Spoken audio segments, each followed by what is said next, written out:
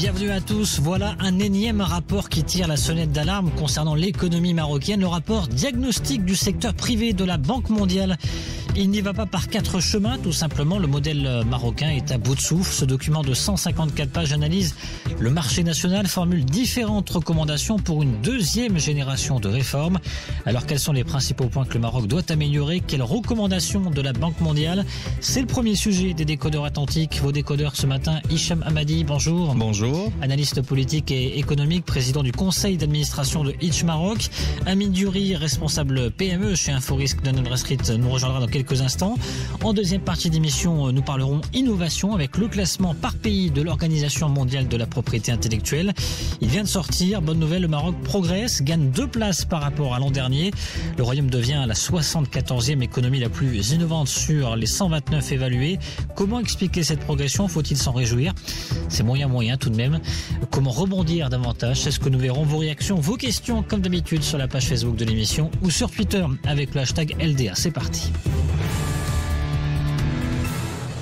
Voilà un rapport qui nous apprend rien de nouveau, entre guillemets, au moins sur la conclusion, parce qu'il y a des choses intéressantes et on va en parler pendant ces 20 minutes. Hicham Hamadi avec Amine Diouri. Il faut absolument passer à un nouveau modèle de développement. C'est ce que nous dit le rapport de la Banque mondiale. Ça nous apprend qu'on fait partie des pays qui investissent le plus dans le monde, c'est-à-dire qu'en termes de moyens, on les a. Donc, parce qu'à chaque fois, on se posait la question, est-ce qu'on mettait suffisamment de moyens? On en met suffisamment. L'argent y est.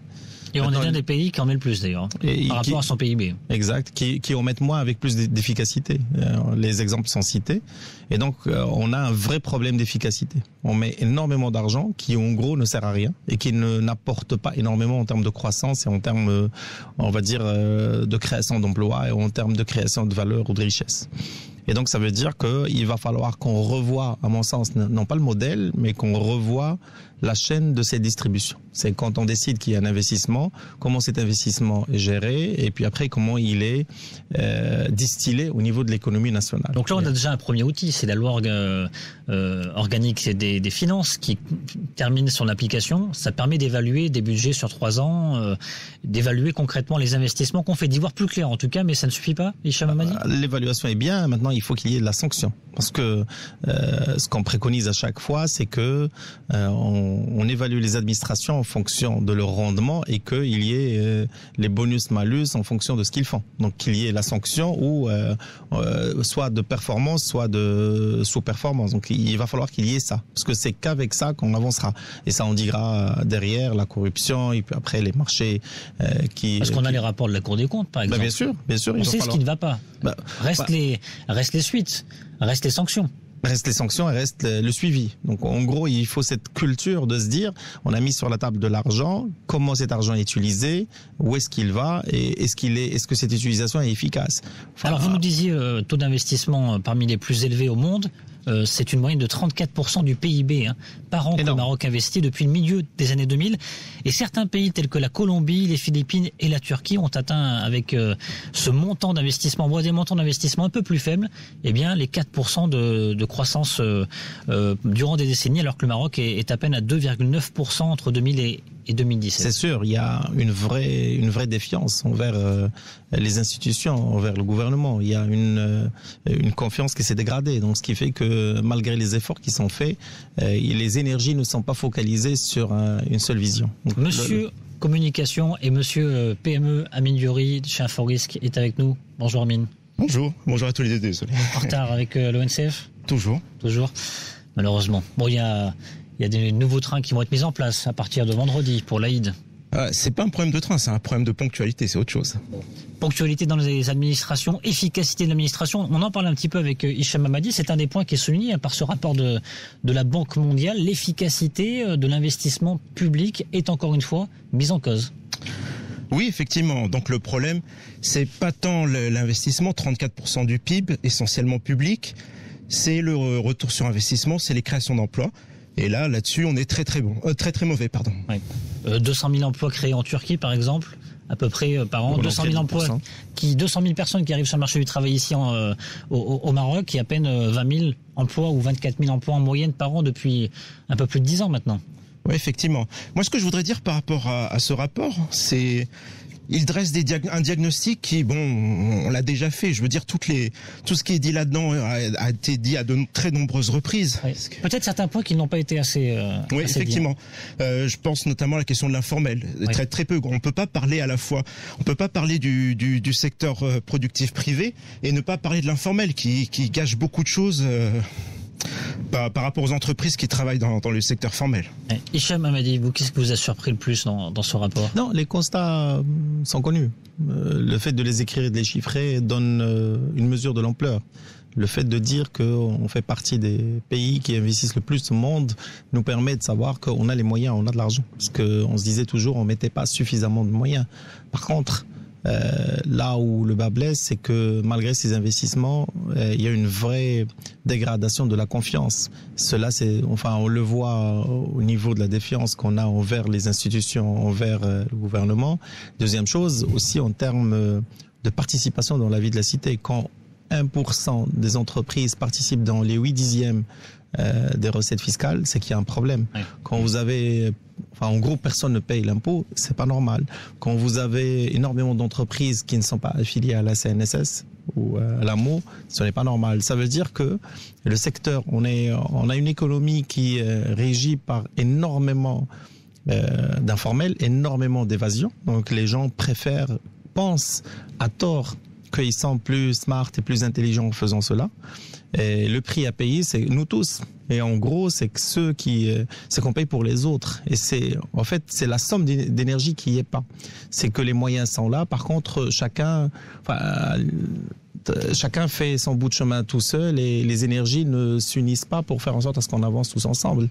Donc on a une machine publique qui coûte cher. D'ailleurs, la Banque mondiale rappelle encore une fois ces taux hallucinants entre guillemets de salaires qui ont grimpé dans la fonction publique, contrairement aux salaires privés qui n'ont pas beaucoup suivi. Parmi les points, vous parlez de l'informel, on va en reparler tout à l'heure, Amine Diouri, mais il y a un point aussi qui commence à résonner de plus en plus. Ça fait maintenant un peu plus d'un an qu'on en parle, 1 an et demi, mais très peu franchement.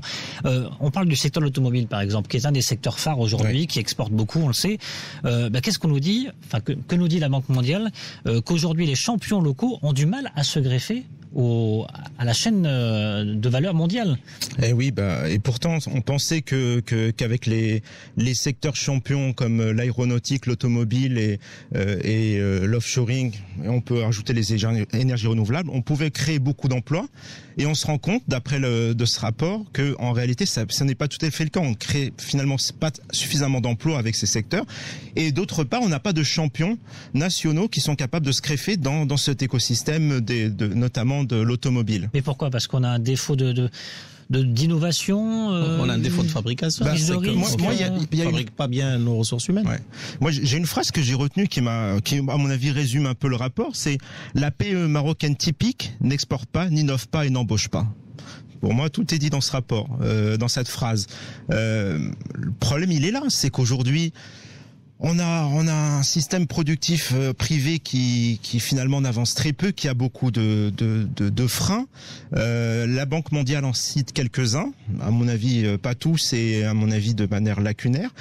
Et puis les solutions proposées, à mon avis, ne sont pas en tout cas dans ce rapport, ça c'est évident. Ouais. On parle d'une bonne concurrence, on salue l'activation ou la réactivation du Conseil de la concurrence.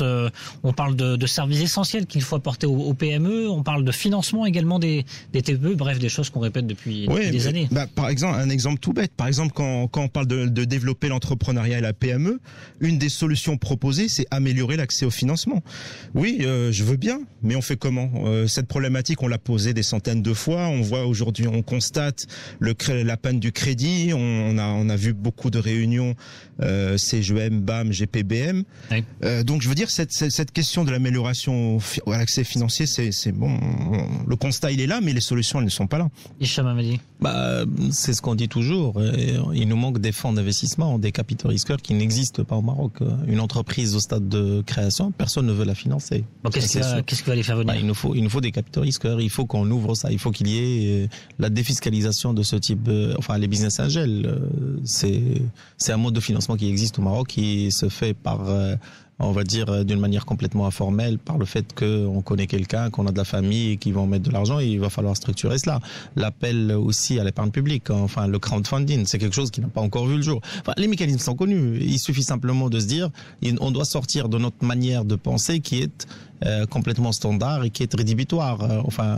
Le rapport aussi parle du paiement mobile. Oui, vous savez, il y a urgence, nous dit la Banque mondiale. Alors, c'est pas ce terme-là qu'utilisé, mais en tout cas, il faut absolument débloquer. La manière avec laquelle on a appréhendé au Maroc fait qu'il ne marchera pas. C'est très simple. C'est très simple. Quand vous arrivez et que vous dites... c'est pas dit comme ça, mais en tout cas, ce qu'ils disent... Moi, c'est mon avis. Ça, c'est mon avis. Mais ce qu'ils disent, c'est effectivement, il faut l'activer au plus vite possible. C'est pas qu'il faut l'activer, il va falloir le repenser. Parce que quand on arrive sur un marché dominé par du cash, et qu'on se dit, tiens... on va mettre du paiement par mobile et on va donner aux mêmes acteurs la possibilité de le faire, ne favorisant pas les petites entreprises, les petites startups, en mettant un système toujours, en se disant il va falloir passer par un agrément d'organisme de crédit. On a tout cassé. Donc en gros, on peut pas innover, on peut pas aller plus loin, on peut pas permettre l'émergence de nouveaux acteurs et une rupture de modèle. Vous parlez de modèle, vous parlez d'un modèle qui est différent, qui est en rupture. On n'y arrivera pas. La difficulté, c'est celle-là. C'est voilà un service simple, en tout cas pour la PME, pour les entrepreneurs. Le paiement mobile. Si on ouvre pour ça, le citoyen. Et pour le citoyen aussi, pour la croissance, tout simplement. Amine Diouri. Alors, un des constats, c'est il faut que l'investissement privé prenne le relais de l'investissement public. Pour ça, il faut pas oublier qu'on attend encore cette question de la charte de l'investissement, avec la série de mesures incitatives qui permettront justement de pousser l'innovation en tout cas l'investissement des entreprises privées, sans parler d'innovation parce que ça aussi c'est un autre débat. Donc il y a un certain nombre de mesures qui sont encore en attente et qui, à mon avis, devront amener pas mal de choses.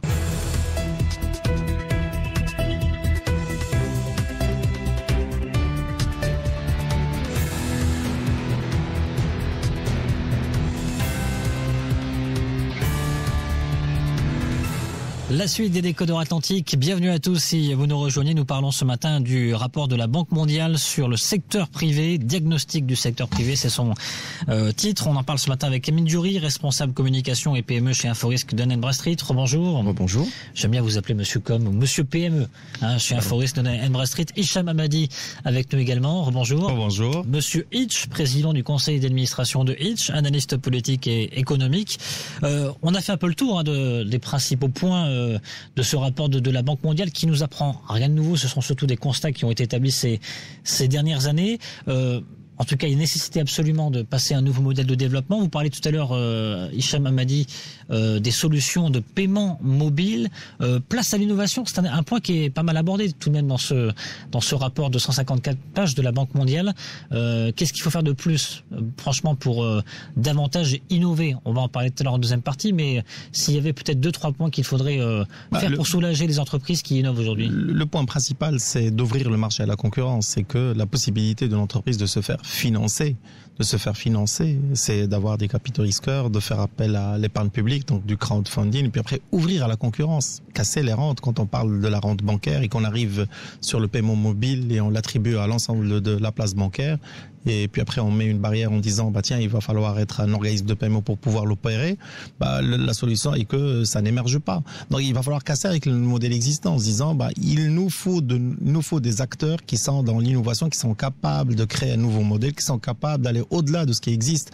Le paiement mobile est sorti avec un consensus sur les taux, avec une directive de Banque Maghreb, pour l'anecdote, qui imposait un taux de commission sur le paiement à 0,5%, oui, comme plafond. Vous savez ce qui se passe, c'est que tout le monde s'est mis d'accord de mettre tous 0,5%. C'est que personne n'a mis moins.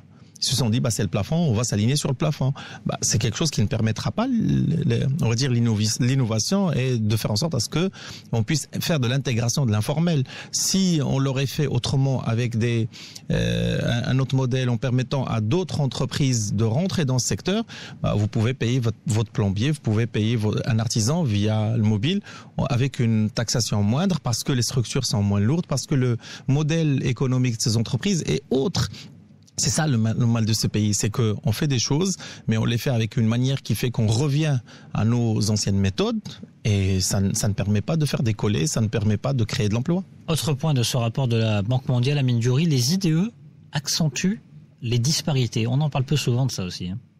Oui, et particulièrement les mesures qui sont mises en place au niveau du Maroc pour attirer ces IDE. Donc clairement, le rapport de la Banque mondiale cible particulièrement les zones franches, en disant que ça crée des disparités avec justement ces grandes entreprises qu'on essaye d'attirer dans ces zones où il y a énormément d'incitations fiscales, et de l'autre les entreprises locales entre guillemets qui essayent aussi tant bien que mal de survivre et de travailler, qui n'ont pas les mêmes incitations. Donc ça crée des disparités, et c'est un peu ce constat que fait la Banque mondiale. On en a parlé durant les assises de la fiscalité notamment de ce point-là.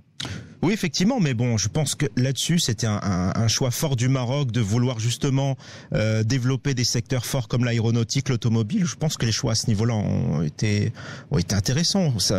Même si ça n'a pas créé autant. Passer à autre chose justement. Comment ? Est-ce qu'il est temps de passer à une autre étape, de passer à autre chose ?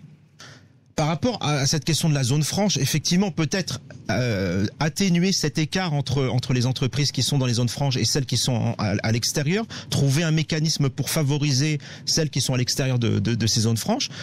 En revanche, d'autres mesures qui peuvent être faites. Bon, Hicham a parlé de l'innovation. Il y a un élément important du rapport qui dit que la majorité des emplois aujourd'hui des nouveaux emplois sont créés par les entreprises de moins de 5 ans. Oui. Et donc, c'est ces nouvelles entreprises qu'il faut absolument aider. Et on connaît aujourd'hui les problématiques rencontrées par ces entreprises. C'est l'informel, enfin la lutte contre l'informel et la concurrence déloyale de l'informel. C'est l'accès au marché, et notamment au marché public. C'est la question des délais de paiement et donc la question des règlements et de leur trésorerie, c'est l'accès au financement, c'est le foncier, c'est un certain nombre de points c'est des problématiques à lesquelles il faut apporter des solutions, justement pour permettre à ces entreprises de survivre, parce que le plus difficile, ce n'est pas de créer, c'est de survivre, c'est de passer ce cap fatidique de 5 ans. Oui. Par exemple, je vous donne un autre exemple qui constitue un vrai frein. Par exemple, les zones industrielles. L'État a fait un raisonnement en se disant, je vais me préparer la demande pour les 10 prochaines années. Il faut une estimation en disant, il faut une telle demande de foncier. Et puis après, ils se disent, on va le faire dans ces zones, et ils commencent à le faire. Ce qui se passe, c'est que les gens préemptent ces zones. Donc, ça crée une petite déflation, une inflation négative pendant 2-3 ans. Puis après, les prix remontent parce que la demande est infinie et parce que l'offre, elle est limitée. Ils l'ont limitée dans le temps. Et les intermédiaires ont préempté, ils ont pris, ils commencent à revendre avec d'autres prix. C'est toujours un système qui ne veut pas comprendre que c'est la concurrence la clé. Il suffit de faire quoi ? De se dire, une zone industrielle, voici son cahier des charges, voici ce qu'il faut. Il faut une route, il faut ça, et on balance ça et tout le monde peut le faire. Et ça fera qu'il y a une concurrence, qu'il y aura de la concurrence et que ça sera le marché qui régulera ça. Et les prix vont baisser. Vous partez aux États-Unis, dans une zone industrielle, vous avez un entrepôt et vous avez des locaux qui sont pas du tout chers par rapport au Maroc. Et c'est parce que la concurrence est complètement libre. Et c'est notre manière d'appréhender les problèmes, de trouver des solutions qui fait que on rentre dans des tunnel rentre dans notre manière de penser qui fait que on veut tout réglementer, on veut tout maîtriser et on veut tout centraliser. Et ce qui fait que on a des prix chers, on a une main d'œuvre qui est très chère, très peu qualifiée, et en plus on l'a vu dans le rapport de Banque Maghreb, les meilleurs partent à l'étranger. Donc on a une moyenne très chère par rapport à notre région, donc on paye très bien. Et en plus, ce qui est sorti dans le rapport, c'est que les fonctionnaires sont encore mieux payés que partout dans notre région. Et pourtant, on a une qualité de service qui n'est pas là. Donc, il y a un vrai sujet. Le sujet, c'est que tous, on doit unir nos énergies, qu'on travaille tous dans le même sens. Il va falloir payer. Une des problématiques, et je le dis, je le redis, celui qui ne paye pas la TVA doit aller en prison. La TVA, c'est notre argent de tous. Oui. Je peux comprendre qu'on ne paye pas autre chose, mais la TVA, il va falloir la payer. Parce que on est simple. L'entreprise est collectrice de TVA. Elle collecte la TVA. Est-ce que vous payez votre TVA ? Moi, vu que j'ai cette activité entrepreneuriale. Non, je sais. Non, il faut qu'on arrive à l'application de la loi parce que on ne peut pas continuer en disant il en va de la paix sociale, parce que c'est quelque chose qui me sidère tout le temps. Il en va de la paix sociale, il va falloir qu'on laisse, il va falloir qu'on accepte, parce qu'il y a des gens qui ne facturent pas, parce qu'il y a des gens qui ne payent pas de TVA. Ce n'est pas normal. Si vous regardez au niveau de la map du Maroc, il y a des régions où il y a 0 retour TVA, et ce n'est pas normal. Il va falloir qu'on puisse aller, on va dire, appliquer la loi. En gros, c'est que simplement appliquons la loi, faisons en sorte à ce que on puisse tous participer au développement de ce pays. Allez, dans un instant, on va parler innovation, encore une fois, avec ce classement par pays de l'Organisation mondiale de la propriété intellectuelle. Le Maroc devient la 74e économie la plus innovante sur les 129 évaluées en 2018. On en parle juste après la séance coup de gueule, coup de cœur. Coup de cœur, coup de gueule. Amine Diouri, coup de gueule, coup de cœur ce mardi. Un coup de cœur, et un coup de cœur qui reprend un peu ce que vient de dire Hicham. Donc en France, il est toujours à montrer l'exemple, EDF qui a été condamné par le ministère de l'économie à payer plus de 1,8 million d'euros d'amende, de pénalité pour des retards de paiement. Voilà. Donc voilà. Alors qu'ici on se pose encore la question de savoir ce qu'on va faire. Est-ce qu'on doit être plus sévère, pas suffisamment sévère, etc. En France, on est dans l'effet inverse, c'est-à-dire que coup sur coup, on a réussi à battre des records de pénalités qui ont été accordées à des grandes entreprises. Là, c'est EDF, c'est quand même une très très grosse entreprise qui a été touchée, et c'est une amende record. Jamais on avait atteint un tel niveau. Le dernier montant atteint, c'était 600 000. On est passé de 600 000 à 1,8 million. Donc ce qui montre que réellement on a envie de montrer que, l'État a envie de montrer que c'est un sujet, les retards de paiement, c'est un sujet premier, c'est un sujet majeur. Hicham Hamadi, un coup de gueule, un coup de cœur. Il faut que ce soit une cause nationale. Un coup de gueule par rapport à notre confiance dans les services publics. Voici que nous perdons des vies humaines. Ce qui se passait à Al-Khmissat avec la petite qui a perdu sa vie bêtement parce que les sapeurs-pompiers n'ont pas pu se déplacer à temps, et quand ils étaient là, ils étaient sous-équipés. Encore une fois, des malheurs se produisent, des vies humaines partent sans qu'on puisse faire quoi que ce soit parce que nous avons des process défaillants. Ouais. On rappelle que 70% des décès concernant les accidents de la route aujourd'hui sont liés malheureusement au manque de prise en charge, ou en tout cas à des prises en charge insuffisantes concernant les blessés tardives, des blessés sur la route. 9h45, la suite des décodeurs Atlantiques.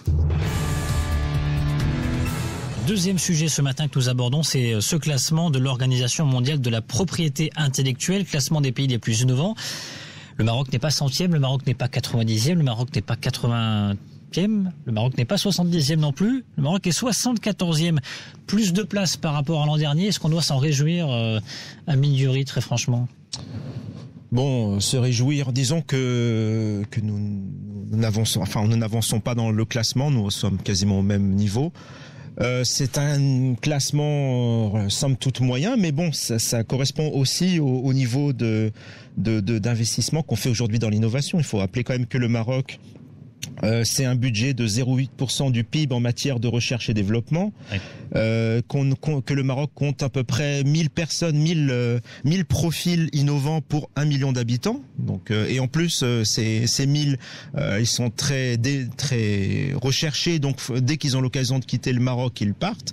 Donc, effectivement, il y a quand même quelques problématiques. C'est ça qui fait qu'on n'est pas mieux classé. Je rappelle quand même qu'un pays comme la Corée du Sud, par exemple, consacre 4,3% de son PIB à la recherche et développement, et que c'est près de 80% financé par les entreprises. Donc voilà, on est à d'autres stades. Sachant que le Maroc est sorti du classement index Bloomberg en matière d'innovation cette année, en début d'année 2019, Hicham Hamadi. En toute sincérité, je comprends pas ce classement. Il va falloir qu'il m'explique, que je comprenne les critères. J'ai beau chercher, j'ai regardé. Je pense qu'il regarde tout ce qui est loi, il regarde tout ce qui est organisation, il regarde tout ce qui est intention. La réalité est qu'on est loin des cercles de l'innovation et de la création de richesse ou du dépôt de brevets.